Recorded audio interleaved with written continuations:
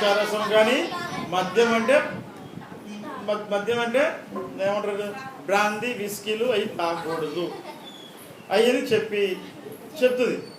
చెప్తే ఈమెమో ఈమెకు అర్థం కాదు, ఎవరు వచ్చి చెప్పారో ఏంటో అర్థం కాదు. సరే భర్త రాగానే చెప్తుంది, అయ్యా మరి మంగళ కత్తి అతను పుట్టినరోజు నుంచి ఆయనకు మంగళ కత్తి అనేది ఆయన మీద పడకూడదు అని చెప్తుంది.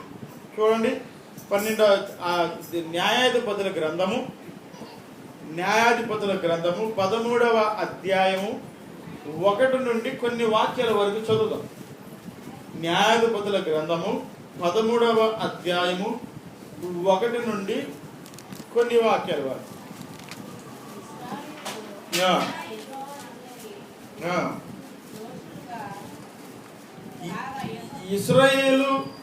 ఇశ్రాయేలీయులు మరలా యెహోవా దృష్టికి దోషులు కాగా యెహోవా 40 సంవత్సరములు వారిని ఫిలిష్తీయుల చేతికి అప్పగించెను. కూర్చో సరిగ్గా నేను జాగ్రత్తగా వినండి. ఇశ్రాయేలీయులు మరలా యెహోవా దృష్టికి దోషులు కాగా యెహోవా 40 సంవత్సరములు వారిని ఫిలిష్తీయుల చేతికి అప్పగించెను. యెహోవా మీద తిరుగుబాటు చేయడం వల్ల ఐగుప్తులో నుంచి వారిని బయటికి తీసుకొచ్చిన తర్వాత వీళ్ళు దేవుడి మీద తిరుగుబాటు చేయడం వలన దేవుడు ఏం చేశాడు, 40 దినాలు వెళ్లాల్సిన కానాను పట్టణానికి, ఆ కానాను దేశానికి, పాలు తేనెలు ప్రవహించే దేశానికి వాళ్ళు ఏం చేశాడు, 40 సంవత్సరాలు అక్కడే తిప్పాడు. ఎందుకని? మారతారని, తెలుసుకుంటారని, దేవుని మహిమపరుస్తారని, దేవుని శక్తిని ఎరిగి, దేవుని మహిమను ఎరిగి వాళ్ళ దేవుణ్ణి పూజిస్తారని, దేవుణ్ణి గణపరుస్తారని, ఆ యెహోవా దేవుడని నమ్మి ఆయన సేవిస్తారని ఏం చేశాడంటే 40 దినాలు అక్కడే తిప్పాడు. అయినా వీళ్ళకి బుద్ధి రాలా. ఏమి రాలేదు? బుద్ధి రాలా. సరే 40 దినాలు అయిపోయిందా, కానాన్ దేశంలోకి వెళ్ళిపోయారు. ఎవరెవరు వెళ్ళారు? 6 లక్షల మంది బయలుదేరితే ఎంతమంది వెళ్ళారు అక్కడికి? ఇద్దరు. మిగతా వాళ్ళందరూ దేవుడు చంపేసుకుంటూ వచ్చాడు. ఎవడైతే తిరుగుబాటు చేస్తున్నాడో, ఎవడైతే దేవుని మీద మరి తిరుగుబాటు చేశాడో, పాపం చేశాడో వాళ్ళందరినీ చంపుకుంటూ రాగా యెహోషువ కాలేబు వాళ్ళిద్దరే ఆ కానాను పట్టణానికి పోయాడు. అక్కడి నుంచి మళ్ళా వాళ్ళ సంతానం అభివృద్ధి చెందుతూ వచ్చింది. అక్కడ విస్తరించింది. ఇశ్రాయేలు మళ్ళా విస్తరించారు. విస్తరించిన తర్వాత వాళ్ళు మరలా తిరుగుబాటు చేయడం మొదలుపెట్టారు. దేవుని మీద తిరుగుబాటు చేయగా దేవుడు ఏం చేశాడు, వాళ్ళని ఇదిగో మళ్ళా 40 సంవత్సరాలు ఫిలిష్తీయుల చేతికి అప్పచెప్పాడు. ఫిలిష్తీయుల చేతికి దేవుడు వాళ్ళని అప్పచెప్పాడు. ఈ ఫిలిష్తీయులు సున్నతి పొందని వారు, అంటే దేవునికి యెహోవా క్రైస్తవుడు కాదు, వాళ్ళు దేవుడైన యెహోవాని ఎరిగిన వారు కాదు, సున్నతి పొందని వారు కాదు. కనుక వీళ్ళకి ఇశ్రాయేలుకి విరోధులు. కనుక ఇశ్రాయేలు చేతిలో నుంచి, ఆ ఫిలిష్తీయుల చేతిలో నుంచి ఇశ్రాయేలుని మరి తప్పించడానికి యెహోవా సంసోన్ అనే వాడిని ఎన్నుకున్నాడు. వింటున్నారా అందరూ? యెహోవా ఈ ఫిలిష్తీయులు 40 సంవత్సరాలు మరి దేవుడిని విసిగించారు. ఎడారిలో విసిగించగా దేవుడు వారిని కాపాడాడు. వాళ్ళకి మేలు చేశాడు, వాళ్ళకి సహాయం చేశాడు. ఎన్ని మేలులు చేసినా, ఎన్ని సహాయం చేసినా వాళ్ళు దేవుణ్ణి తృణీకరించడం మొదలుపెట్టారు. దేవుని నమ్మల. దేవుని ఆశ్చర్య కార్యాలు, అద్భుత కార్యాలు చూసి కూడా తిరుగుబాటు చేయడం మొదలుపెట్టారు. దేనిని బట్టి దేవుడు ఏం చేశాడంటే, అదే ఎడారిలో 40 రోజుల్లో వెళ్ళాల్సిన కానాను పట్టణాన్ని, ఆ కానాను దేశానికి, పాలు తేనెలు ప్రవహించే దేశానికి 40 సంవత్సరాలు అదే ఎడారిలో అని తిప్పాడు. కారణం ఏంటంటే, ఇదిగో వాళ్ళు తెలుసుకుంటారు అని, తెలుసుకొని నేనే దేవుడిని నమ్మి నన్నే సేవిస్తారని చెప్పి దేవుడు ఇదిగో ఆ కానాను అక్కడే ఆ ఎడారిలో వాళ్ళు తిప్పారు. అయిపోయింది. తర్వాత ఇక వాళ్ళు కానాన్ పట్టణానికి వెళ్ళారు. వెళ్ళిన తర్వాత మరణ తిరుగుబాటు నైజం వాళ్ళలో వచ్చేస్తుంది. మానవుడు ఎప్పుడు కూడా దేవుని మీద తిరుగుబాటు చేస్తూనే ఉంటారు. క్రైస్తవుడనేవాడు దేవుని యొక్క మేలులు, ఆశీర్వాదాలు పొందుకున్న వాళ్ళు కూడా తిరుగుబాటు చేస్తూ ఉంటాం. అది నైజం. ఎందుకంటే ఆది అవ్వ ఆది పితరులైన అవ్వ ఆదాం ఏం చేశారు? దేవుని మీద తిరుగుబాటు చేశారు కనుక ఆ నైజం, ఆ బీజం మనలో పడింది. ఆ బీజం పడటం వల్ల మనము కూడా ఏం చేస్తున్నాం? ఆపదలు ఉన్నప్పుడు, కష్టాలు ఉన్నప్పుడు దేవా దేవా ప్రభు అయ్యా యేసయ్యా రక్షించువా, కాపాడువా, సహాయం చేయవా, ఈ శోధన నుంచి తప్పించువా అని ఏడుతా ప్రార్థన చేస్తాం. ఏడ్చి ప్రార్థన చేస్తాం. దేవుడు ఏం చేస్తాడు? అయ్యో నా బిడ్డ ఏడుస్తుంది అని చెప్పి ఆ బాధ నుంచి, శోధన నుంచి తప్పిస్తాడు. తప్పించిన తర్వాత మరలా కొంతకాలం బాగున్న తర్వాత మళ్ళా కడుపురమే, మళ్ళా తిరుగుబాటే, మళ్ళా ఇక దేవుడు లేడు, గీవుడు లేడు. కడుపు నిండిందిగా, ఇప్పుడు దేవుడు బాగానే సహాయం చేస్తున్నాడుగా, బాగానే బతుకుతున్నావుగా, అందుకని ఏం చేస్తాం? దేవుణ్ణి తృణీకరిస్తాం. గర్వం వచ్చేస్తుంది మనుషుల్లో, అహంకారం వచ్చేస్తుంది. నాకేంటి మాకేంటి అన్న ఇదిలో మనుషులు ఉంటూ ఉంటారు. అది దేవుడికి ఇష్టం ఉండదు, అది దేవునికి ఇష్టం ఉండదు. కనుక ఇక్కడ ఇశ్రాయేలు చేసింది కూడా అదే. అక్కడికి వెళ్ళి కనాను దేశంలో కూడా వాళ్ళు చేసింది ఏంటంటే, మా ఇశ్రాయేలు దేవుడు గొప్పవాడు, మా దేవుడి కన్నా గొప్ప దేవుడు ఈ భూలోకంలో ఎవడు లేడు, అందుకనే మేమే నిజమైన దేవుని బిడ్డలం అని వాళ్ళ అహంకార పూరితంగా మాట్లాడేవాడు. దేవుడి అందుకనే వాళ్ళని తర్వాత తృణీకరించాడు. తర్వాత ఇక్కడ ఈ ఫిలిస్తీన్లు మళ్ళా దేవుడు వీళ్ళు తృణీకరణ బట్టి, వీళ్ళు చేస్తున్న తిరుగుబాటును బట్టి మరలా ఫిలిస్తీన్ల చేతికి అప్పచెప్పేశాడు. ఫిలిస్తీన్ల చేతికి అప్పచెప్పాడు. తర్వాత ఈ ఫిలిస్తీన్ల నుంచి రక్షించాలి. దేవుడు ఎప్పుడు కూడా ప్రజల్ని శిక్షిస్తాడు, తర్వాత వాళ్ళని రక్షించడానికే ఆలోచిస్తూ ఉంటాడు. కారణం ఏంటంటే నా బిడ్డలు మారతారని, తెలుసుకుంటారని. ఇక్కడ ఈ ఫిలిస్తీన్ల చేతుల నుంచి మరి ఇశ్రాయేలును కాపాడాలి. ఎవరు కాపాడతారు అనగా సంసోన్ అనేవాడిని ఎన్నుకున్నాడు. వాళ్ళకి పిల్లలు లేరు. ఇక్కడ చూడండి, ఆ కాలం మందు 2వ వాక్యం చదువు. ఆ కాలమున దాను వంశస్థుడైన జోరియా పట్టణస్థుడైన మనోహు అను ఒకడు ఉండేను. అతని భార్య గొడ్రాలై కానుపు లేక యెహోవా దూత ఆ స్త్రీకి ప్రత్యక్షమై, ఇదిగో నీవు గొడ్రాలువు, నీకు కానుపు లేకపోయాను, అయితే నీవు గర్భవతివై కుమారుని కందువు, కాబట్టి నువ్వేం చేయాలి ఏంటిది, కాబట్టి నువ్వు జాగ్రత్తగా ఉండి ద్రాక్షారసమైనను మద్యమే గాని త్రాగకూడదు అని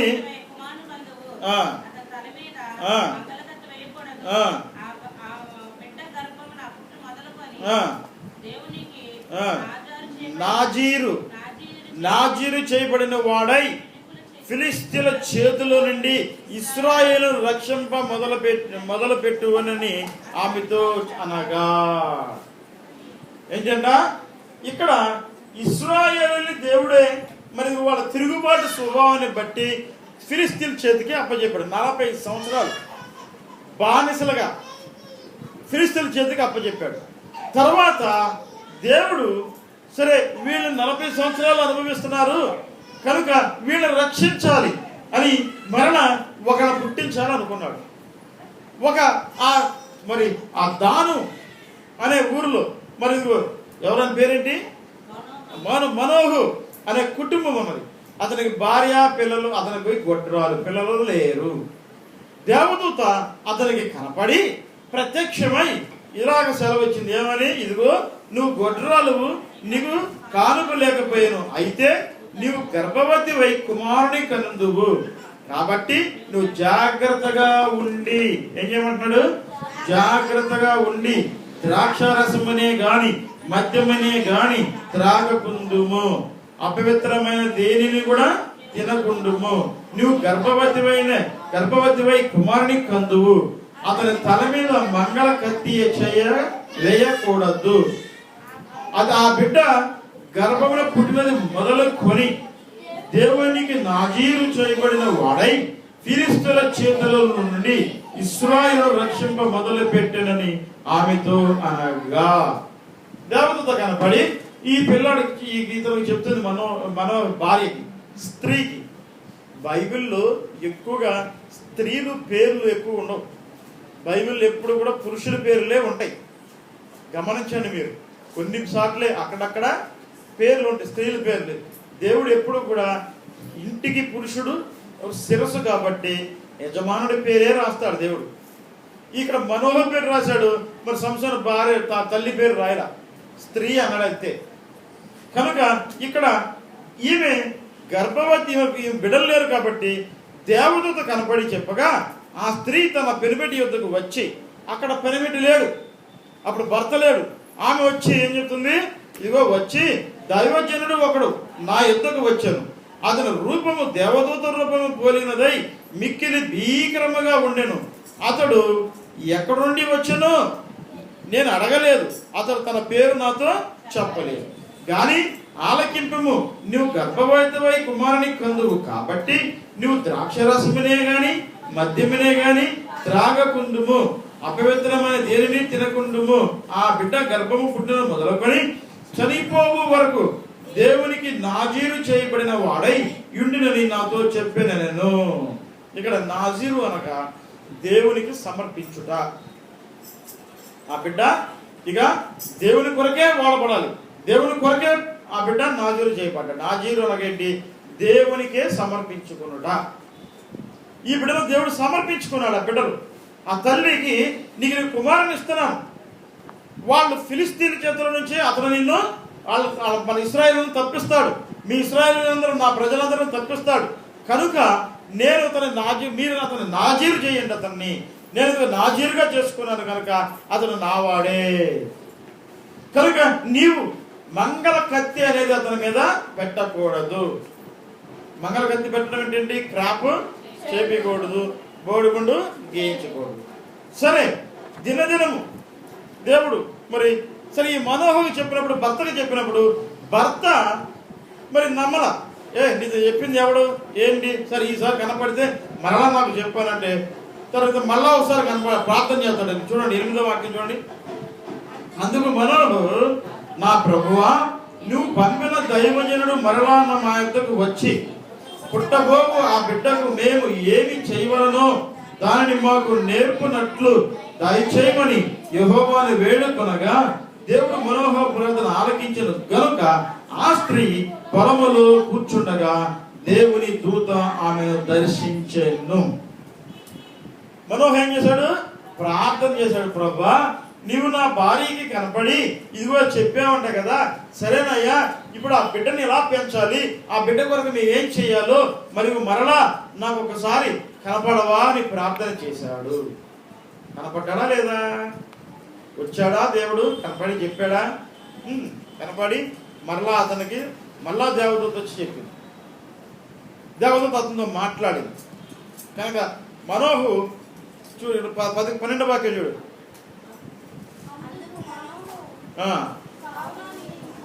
సరే మీకు అర్థం కావాలంటే ఒక పొలంలో మళ్ళా చూడండి, ఆ 8వ వాక్యం చదువుతాం. అందుకు మనోహు, నా ప్రభువా, నీవు పంపిన దైవజనుడు మరలా నా యొద్దకు వచ్చి పుట్టబోవు ఆ బిడ్డలకు మేమేమి చేయవలనని దానిని మాకు నేర్పునట్లు దయచేయమని యెహోవాను వేడుకొనగా దేవుడు మనోహ ప్రార్థన ఆలకించిన గనక ఆ స్త్రీ పొలములో కూర్చుండిగా దేవుని దూత ఆమె మరలా దర్శించాడు. మరలా ఏం చేసింది, దేవుని దూత దర్శించింది. అప్పుడు కూడా మనోహ లేడు, భర్త లేడు అక్కడ. తర్వాత ఆ సమయమున ఆమె పెనిపిటి అయిన మనోహు ఆమె యొద్ద ఉండలేదు గనుక ఆ స్త్రీ త్వరగా పరిగెత్తి ఆనాడు నా యొద్దకు వచ్చిన పురుషుడు నాకు కనపడనని ఆమెతో చెప్పాను. అప్పుడు మనోహు లేచి తన భార్య వెంబడి వెళ్ళి ఆ మనుషుని యొద్దకు వచ్చి, ఈ స్త్రీతో మాట్లాడిన వాడు నీవేనా అని అతని అడుగగా అతడు నేనే అనిను. అందుకు మనోహు, కావున నీ మాట నెరవేర్చున్నప్పుడు ఆ బిడ్డ ఎట్టివాడవును, అతడు చేయవలసిన కార్యమేమిటో తెలుపమని మనవి చేయగా యెహోవా దూత, నేను ఆ స్త్రీతో చెప్పినదంతయు ఆమె చేసుకొనవలెను. ఆమె ద్రాక్షావల్లి నుండి పుట్టిన దేనియు తినకూడదు, ఆమె ద్రాక్షరసమైనను మద్యమునైనను త్రాగకూడదు, అపవిత్రమైనది దేనిని తినకూడదు. నేను ఆమెకు ఆజ్ఞాపించినంతయు ఆమె చేసుకొనవలనని మనోహుతో చెప్పాను. అప్పుడు మనోహు ఒక